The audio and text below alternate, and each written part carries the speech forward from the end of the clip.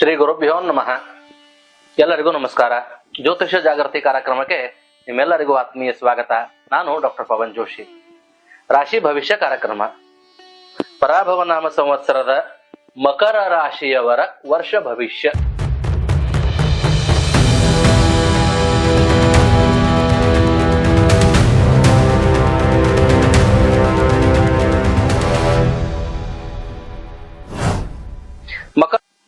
ಮಕರ ಇರುವಂತೆ ಶನಿ ಗ್ರಹದ ರಾಶಿ, ಪಶ್ಚಿಮ ದಿಕ್ಕನ್ನು ಸೂಚಿಸುವಂತಹ ರಾಶಿ, ಚರ ರಾಶಿ.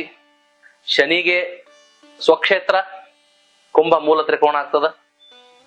ಇಲ್ಲಿ ಶನಿ ಪೃಥ್ವಿ ತತ್ವವನ್ನು ಸಂಬೋಧನೆಯನ್ನು ಮಾಡ್ತಾನೆ. ಶನಿ ಸಮಾಧಾನ, ಸಹನೆ, ತಾಳ್ಮೆಯನ್ನು ಕೂಡ ಸೂಚಿಸ್ತಾನ. ಪ್ರಾಚೀನತೆ, ಪರಂಪರೆ, ಐತಿಹಾಸಿಕ, ಇತಿಹಾಸ, ತಂದೆ ತಾಯಿ ಸಂಬಂಧ, ಕುಟುಂಬ ಬಾಂಧವ್ಯ, ಸತ್ಯ, ನ್ಯಾಯ ಇವಕ್ಕೆಲ್ಲ ಆದ್ಯತೆ ಕೊಡುವಂತವನಾಗಿರ್ತಾನ. ಪಾಪ ಪುಣ್ಯದ ಭಯ ಭಕ್ತಿ ಇವೆಲ್ಲ ಉಳ್ಳವನಾಗಿರ್ತಾನ. ಇಂಥ ಶನಿಗೆ 2ನೇ ಮನೆಯೊಳಗ ರಾಹು ಇದ್ದಾನೆ ಗೋಚಾರದಲ್ಲಿ. ಕುಂಭ ರಾಶಿಯಲ್ಲಿ ರಾಹು, ಮಕರ, ಕುಂಭ, ಮೀನ 3ನೇ ಶನಿ. Very good. ಶನಿ ಬಹಳ ಚಲೋ ಇದ್ದಾನ. ದುಃಖವನ್ನ ಕೊಡಂಗಿಲ್ಲ, ದೈನ್ಯವನ್ನ ಕೊಡಂಗಿಲ್ಲ, ದಾರಿದ್ರ್ಯವನ್ನ ಕೊಡಂಗಿಲ್ಲ, ಒಂದು ಸ್ಟೆಬಿಲಿಟಿಯನ್ನ ಕೊಡ್ತಾನ, ಆಲಸ್ಯವನ್ನ ಕೊಡಂಗಿಲ್ಲ. ತೃತೀಯದಲ್ಲಿದ್ದಾನ, ಧೈರ್ಯವನ್ನ ಕೊಡ್ತಾನ, ಜನರ ಸಹಕಾರವನ್ನ ಕೊಡ್ತಾನ, ಕೋಆಪರೇಷನ್ ಕೊಡ್ತಾನ. ಬಟ್ ಅನ್ಫಾರ್ಚುನೇಟ್ಲಿ 2ನೇ ರಾಹು ಏನ್ ಮಾಡ್ಬಿಡ್ತಾನ, ನಮ್ಮಲ್ಲಿ ಆ ಕ್ಷಮತೆ ಕಡಿಮೆ ಆಗ್ಬಿಡ್ತದ, ಚುರುಕುತನ ಕಡಿಮೆ ಮಾಡಿಸ್ಬಿಡ್ತಾನ ರಾಹು. ಒಬ್ಬ ಕೊಡ್ತಾನ, ಒಬ್ಬ ಕಸ್ಕೋತಾನ. ಹಂಗಾಗಿ ಮಕರ ರಾಶಿಯವರ ಪರಿಸ್ಥಿತಿ. ನವೆಂಬರ್ ನಂತರ ಲಗ್ನದಲ್ಲೇ ಬಂದ್ಬಿಡ್ತಾನ ರಾಹು. ಸಂಧಿವಾತಗಳು, ಮೈ ನೋವು, ಕೈ ನೋವು, ಕಾಲು ನೋವು, ಜಾಯಿಂಟ್ಸ್ ಪೇನು, ಚರ್ಮವ್ಯಾಧಿ, ನಿದ್ರಾಹೀನತೆ, ಭಯ, ಮಾಟ ಮಂತ್ರದ ದೋಷಗಳು, ಶತ್ರು ಪೀಡೆ, ದೃಷ್ಟಿ ದೋಷ ಇವೆಲ್ಲ ಹೆಚ್ಚಾಗುವ ಸಾಧ್ಯತೆ ಬಂದ್ಬಿಡ್ತಾವ ಮಕರ ರಾಶಿಯವರು. ಮಕರ, ಕುಂಭ, ಮೀನ, ಮೇಷ, ವೃಷಭ, ಮಿಥುನ 6ನೇ ಗುರು ಜೂನ್ ತನಕ. ಅಂದ್ರೆ ಅನಾರೋಗ್ಯ, ಶತ್ರು ಪೀಡೆ, ಭಯ, ಟೆನ್ಷನ್ನು, ಕಿರಿಕಿರಿ ಜೂನ್ ತನಕ ಬಹಳ ಇರ್ತದ. ಜೂನ್ ನಂತರ ಅವ ಕರ್ಕ ರಾಶಿಗೆ ಬರ್ತಾನ, 7ನೇ ಗುರು ಆಗ್ತಾನ. ಮತ್ತ ನವೆಂಬರ್ ತನಕ ಗಾಡಿ ಜಗ್ತದ. June, July, August, September, October, November 6 ತಿಂಗಳು ಸ್ವಲ್ಪ ಗುರುಬಲ ಇರ್ತದ. ಅಂದ್ರ ಯಾವ್ದು ಪ್ರೋಗ್ರೆಸ್ ಇರಂಗಿಲ್ಲ, ಬಟ್ ರಿಲ್ಯಾಕ್ಸ್ ಇರ್ತದ. ಯಾರಿಗೆ ನೌಕರಿ ಏನಾರ ಮಾಡ್ತಿರ್ರಿ, ಉದ್ಯೋಗನಾರ ಮಾಡ್ತಿರ್ರಿ, ವ್ಯಾಪಾರನಾದ್ರ ಮಾಡ್ತಿರ್ರಿ, ಪಾಲಿಟಿಕ್ಸ್ನಾಗಾರ ಇರ್ರಿ, ದೊಡ್ಡ ದೊಡ್ಡ ಬ್ಯೂರೋಕ್ರಾಟ್ಸ್, ನಿಮ್ಮ ಕೆಲಸ, ನಿಮ್ಮ ಯೋಗ್ಯತೆ, ನಿಮ್ಮ ಘನತೆಗೆ ತಕ್ಕಂತೆ ಸಮಸ್ಯೆ. ಹೊರಗೆ ಬಹಳ ಬಿಸಿಲದಪ್ಪ, ನೀವ್ ಮನೆಯೊಳಗೆ ಎಸಿ ಹಾಕೊಂಡು ಕೂತ್ರು ಎಸಿ ಕೆಲಸ ಮಾಡಂಗಿಲ್ಲ. ಹಿಂಗೊಂದು ಉದಾಹರಣೆ ಹೇಳಿದೆ, ಕಷ್ಟ ಕಾರ್ಪಣ್ಯಗಳು ಹೆಂಗ್ ಬರಬಹುದು ಅಂತ. ಎಲ್ಲಾ ಅನುಕೂಲತೆಗಳು ಮಾಡ್ಕೊಂಡ್ರು ಕೂಡ ಸಮಯ ಸರಿ ಇಲ್ಲದೆ ಇದ್ದಾಗ, ಟೈಮ್ ಕೆಟ್ಟಿದ್ದಾಗ ಎಲ್ಲವೂ ಕೆಟ್ಕೋತ ಬರ್ತಾವ. ಹಂಗ ಸ್ವಲ್ಪ ಮಕರ ರಾಶಿಯವರಿಗೆ 2ನೇ ರಾಹು, ಆಮೇಲೆ ಲಗ್ನದಲ್ಲೇ ನವೆಂಬರ್ಕ್ ಬರ್ತಾನ. ಈಗ 6ನೇ ಗುರು ಇದ್ದಾನ, 7ನೇ ಗುರು ಆಗ್ತಾನ, 8ನೇ ಗುರು ಆಗ್ಬಿಡ್ತಾನ ಮತ್ ನವೆಂಬರ್ಕ್. ಯಾಕಂದ್ರೆ ನವೆಂಬರ್ಕ್ ಮತ್ತ ಅವ್ ಮಾರ್ಗೀಯವಾಗಿ ಸಿಂಹ ರಾಶಿಗೆ ಹೋಗ್ತಾನ. ಹಿಂಗಾಗಿ ಮಕರ ರಾಶಿಯವರಿಗೆ ಎಲ್ಲಕ್ಕಿಂತ ಮುಖ್ಯವಾಗಿ ಮಕರ, ಕುಂಭ, ಮೀನ, ಮೇಷ, ವೃಷಭ, ಮಿಥುನ, ಕರ್ಕ, ಸಿಂಹ 8ನೇ ಕೇತು. ವಿಘ್ನಗಳು, ಆಪತ್ತುಗಳು, ಕಂಟಕಗಳು. ನೀವು ಹೆಚ್ಚು ಪ್ರವಾಸ ಮಾಡೋದು, ಪ್ರಯಾಣ ಮಾಡೋದು, ಒಬ್ಬೊಬ್ಬರೇ ಪ್ರಯಾಣ ಮಾಡೋದು, ವಾಹನದಲ್ಲಿ ಪ್ರಯಾಣ ಮಾಡೋದು, ಗೊತ್ತಿಲ್ಲದೆ ಇರುವಂತ ಪರಸ್ಥಳಕ್ಕೆ ಹೋಗುವುದು, ಯಾವುದು ನಿಮ್ಗೆ ಸೇಫ್ ಅಲ್ಲ. ಅಷ್ಟಮದಲ್ಲಿ ಕೇತು ಇದ್ದಾನ. ಪೆಟ್ಟು, ಗಾಯ, ಕಾಲ್ ಬಡಿಸ್ಕೊಂಡೆ, ಕೈ ಬಡಿಸ್ಕೊಂಡೆ, ಬಿದ್ದೆ, ಅದು ಬಡಿತು, ಇದು ಬಡಿತು, ಲಕ್ಷ್ಯ ಇಲ್ಲ, ಎಚ್ಚರಿಕೆ ಇಲ್ಲ, ಏಕಾಗ್ರತೆ ಇಲ್ಲ, ಇವೆಲ್ಲ ಒಂದ್ ಸ್ವಲ್ಪ ಹೆಚ್ಚಾಗ್ತಾವ. ಎಲ್ಲೋ ಪೆಟ್ ಮಾಡ್ಕೊಂಡಿರ್ತೀವಿ, ಪೆಟ್ ಮೇಲೆ ಪೆಟ್ ಆಗ್ತದ, ಗಾಯದ ಮೇಲೆ ಗಾಯ ಆಗ್ತದ. ಹಿಂಗೆಲ್ಲ ಸಾಧ್ಯತೆ ಮಕರ ರಾಶಿಯವರಿಗೆ ಸಲ ಹೆಚ್ಚಿಗೆ ಅದ. ಎಚ್ಚರಿಕೆ ನೋಡ್ರಿ. ಈ ಸಲ ಮಜಾ ಅಂತಂದ್ರ ಮಕರ ರಾಶಿಯವರಿಗೆ ಮಕರ, ಕುಂಭ, ಮೀನ ಅಲ್ಲೇ ಶನಿ ಜೊತೆನ ಮಂಗಳ ಬಂದ್ಬಿಡ್ತಾನೆ ಈ ಸಲ. ಹಿಂಗಾಗಿ ಒಂದ್ ಸ್ವಲ್ಪ ಎಷ್ಟೇ ಸಮಸ್ಯೆಗಳು ಅಂದ್ರೆ ಎದುರಿಸುವಂತ, ಯಾಕೋ ಮಕರ ರಾಶಿಯವರು ಧೈರ್ಯ ಜಾಸ್ತಿ ಬರ್ತದೆ ಈ ಸಲ. ಸಮಸ್ಯೆಯನ್ನ ಎದುರಿಸುವಂತ ಧೈರ್ಯ, ಶಕ್ತಿ ಹೆಚ್ಚಿಗೆ ಬರ್ತದ.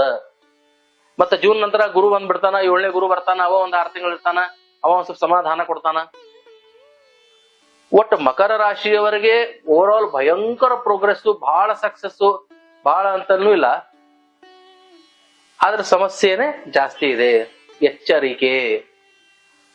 ಮಕ್ಕಳಿಗೆ ಏಕಾಗ್ರತೆ ಆಗಂಗಿಲ್ಲ, ವಿದ್ಯಾಭ್ಯಾಸ ಮಾಡುವಂತ ಮಕ್ಕಳಿಗೆ ಏಕಾಗ್ರತೆ ಆಗಂಗಿಲ್ಲ, ಓದಿದ್ ನೆನಪುಳಿಯಂಗಿಲ್ಲ, ಓದ್ಬೇಕು ಅಂತ ಅನ್ಸಂಗಿಲ್ಲ, ಆಸಕ್ತಿ ಬರಂಗಿಲ್ಲ, ಲವಲವಿಕೆ, ಉತ್ಸಾಹ ಬರಂಗಿಲ್ಲ. ಹೊಸದೇನೋ ಒಂದು ಸಬ್ಜೆಕ್ಟ್ ಆಯ್ಕೆ ಮಾಡ್ಬೇಕು, ಹೊಸದೇನೋ ವಿಷಯ ಕಲಿಬೇಕು ಅನ್ನೋ ಅಭಿರುಚಿ ಯಾರಲ್ಲೂ ಬರಂಗಿಲ್ಲ. ಮನೆಯು ಕೆಲಸ ಮಾಡುವಂತ ಹೆಣ್ಮಕ್ಳಿಗೂ ಸುತ್ತ ಅವ್ನು ಚಲೋ ಅಡಿಗೆ ಮಾಡ್ಬೇಕಪ್ಪ ಅಂತ ಅನ್ಸಂಗಿಲ್ಲ. ಕಷ್ಟಪಟ್ಟು ದುಡಿಯೋ ಗಂಡಸಿಗೆ ಮನೆಗೆ ಒಂದೇನೋ ಚಲೋ ವಸ್ತು ತಗೊಂಡ್ ಹೋಗ್ಬೇಕಪ್ಪ, ಟೈಮ್ ಟು ಟೈಮ್ ಮನೆಗೆ ಹೋಗ್ಬೇಕು, ಪಟ್ಟನ ಖುಷಿಲೇ ಮನೆಗೆ ಹೋಗ್ಬೇಕು ಅನ್ಸಂಗಿಲ್ಲ. ಒಟ್ಟು ಎಲ್ಲ ಅಪರಾಧಪರಿ ಅಂತೀವಲ್ಲ ಹಂಗಾಗ್ಬಿಡ್ತದ. ನಾವು ಸರಿಯಾಗಿ ಹೆಂಡತಿ ಮಕ್ಕಳಿಗೆ ಸಮಯ ಕೊಡಕ್ ಆಗಲ್ಲ, ಹೆಂಡತಿ ಮಕ್ಕಳ ಜೊತೆ ಸ್ನೇಹ ಪ್ರೀತಿ ಬಾಂಧವ್ಯ ಕೊರತೆ ಬರ್ತದ, ಅನ್ಯೋನ್ಯತೆ, ಸ್ನೇಹಿತರಿಗೆ ಸಮಯ ಕೊಡ್ಲಿಕ್ ಆಗಲ್ಲ, ನಮ್ಮ ಅಭಿರುಚಿಗಳೇನಿರ್ತಾವ ಹಾಬೀಸ್ ಆಕ್ಟಿವಿಟೀಸ್ ಅದಕ್ಕೆ ಸಮಯ ಕೊಡ್ಲಿಕ್ ಆಗುದಿಲ್ಲ. ಒಟ್ಟು ಬೆಳಗ್ಗೆಯಿಂದ ಸಂಜೆ ಮಟ ನಾವು ಬಿಸಿ ಇರ್ತೀವಿ, ಏನ್ ಮಾಡಿದೀವಪ್ಪ ಅಂದ್ರೆ ಏನೂ ಮಾಡಿರಂಗಿಲ್ಲ. ಹಿಂಗ ಮಕರ ರಾಶಿಯವರಿಗೆ ಸ್ವಲ್ಪ ಲಗ್ನ ದ್ವಿತೀಯದಲ್ಲಿ ಬರುವಂತಹ ರಾಹುಗಳು, ಷಷ್ಠಮದಲ್ಲಿ ಬರುವಂತಹ ಗುರು, ಮುಂದೆ ಸಪ್ತಮಕ್ಕೆ ಬಂದ್ರು ಮತ್ತೆ ಅಷ್ಟಮಕ್ಕೆ ಹೋಗುವಂತಹ ಗುರು. ಆದ್ರೆ ಮೂರನೇ ಶನಿ ಏನ್ ಮಾಡ್ತಾನ ಅಂದ್ರೆ ಸ್ವಲ್ಪ ಈ ಸರ್ತಿ ಅನುಕೂಲತೆಗಳನ್ನು ಮಾಡಿಕೊಡ್ತಾನ. ಎಲ್ಲದಕ್ಕೂ ವಿಘ್ನಗಳು, ತೊಂದರೆ ತೊಂದರೆ ತೊಂದರೆ ಅಂತ ಮಾಡೋದಿಲ್ಲ. ಬಟ್ ನಮ್ಮಲ್ಲಿಯೇ ಪ್ರೋಗ್ರೆಸ್ ಇಲ್ಲ. ಸೊ ಓವರ್ ರಾಜಕೀಯ ವ್ಯಕ್ತಿಗಳಿಗೆ, ಕೃಷಿ ಮಾಡುವಂತವರಿಗೆ, ವಿದ್ಯಾರ್ಥಿಗಳಿಗೆ, ನೌಕರಿ ಮಾಡುವವರಿಗೆ, ವ್ಯಾಪಾರ ಮಾಡುವವರಿಗೆ, ಸರ್ಕಾರಿ ನೌಕರಿಯಲ್ಲಿ ಇರುವವರಿಗೆ, ಬ್ಯೂರೋಕ್ರಾಟ್ಸ್ ಗಳಿಗೆ, ವಿದೇಶದಲ್ಲಿರುವಂತಹ NRI ಗಳಿಗೆ, ಯಾರೇ ಆಗ್ಲಿ ಮಕರ ರಾಶಿ ಈ ವರ್ಷ ತುಂಬಾ ಕಡಿಮೆ ಫಲ ಇದೆ, ಕಷ್ಟಕರವಾಗಿದೆ. ಸಾವಧಾನದಿಂದಿರ್ರಿ ಅಂತ ಹೇಳುತ್ತೇನೆ. ಎಲ್ಲಕ್ಕಿಂತ ಮುಖ್ಯವಾಗಿ ಮಕರ ರಾಶಿಯವರಿಗೆ ಶನಿ ಜುಲೈ ತಿಂಗಳ ನಂತರ, ಮುಂದಿನ ವರ್ಷ ಜುಲೈಗೆ ಅವ ಏನಪ್ಪಾ ಅಂತಂದ್ರೆ ಮೀನರಾಶಿಯನ್ನ ಬಿಟ್ಟು ಮೇಷರಾಶಿಗೆ ಹೋಗ್ತಾನ. ಈಗ ತಾನೇ ನೀವು ಸಾಡೆ ಸಾತಿಯ ಪ್ರಕೋಪದಿಂದ ಒಂದು ಸ್ವಲ್ಪ ದಿನ ಆಯ್ತು, 1-2 ವರ್ಷ ಆಯ್ತಷ್ಟೇ ಅದರಿಂದ ಹೊರಗೆ ಬಂದಿದ್ದೀರಿ.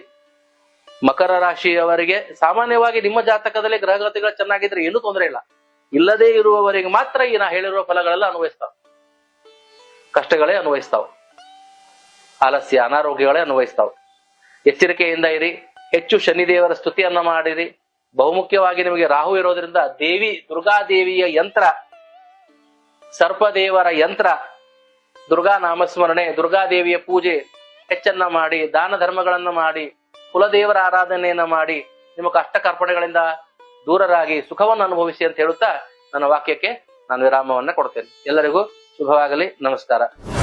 ನಾವು ಸೋಮವಾರದಿಂದ ಶುಕ್ರವಾರದವರೆಗೆ ಹುಬ್ಬಳ್ಳಿಯಲ್ಲಿ ಜ್ಯೋತಿಷ್ಯ ಸಂದರ್ಶನವನ್ನ ನೀಡುತ್ತೇವೆ. ಮತ್ತೆ ಶನಿವಾರ ಮತ್ತೆ ಭಾನುವಾರ ಬೆಂಗಳೂರಿನಲ್ಲಿ ನಾವು ಜ್ಯೋತಿಷ್ಯ ಸಂದರ್ಶನವನ್ನ ನೀಡುತ್ತೇವೆ. ಆಸಕ್ತರು ಈ ನಮ್ಮ ದೂರವಾಣಿಗೆ ಸಂಪರ್ಕಿಸಿ ನಮ್ಮೊಂದಿಗೆ ಮಾತನಾಡಿ ನಮ್ಮನ್ನ ಭೇಟಿಯಾಗಬಹುದು. ನಮಸ್ಕಾರ.